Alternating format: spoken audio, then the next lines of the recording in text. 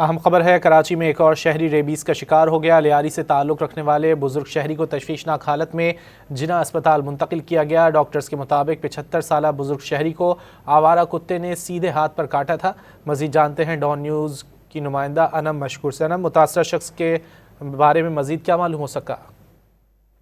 جی بالکل، یہی بتایا جا رہا ہے کہ یہ 75 سالہ بزرگ شہری تھے جنہیں 3 ماہ قبل آوارہ کتے نے سیدھے ہاتھ پر کاٹا تھا۔ لیاری سے ان کا تعلق تھا۔ ان کی سمٹمز بعد میں ظاہر ہوئے، جس کے باعث انہیں جناح اسپتال میں منتقل کیا گیا ہے۔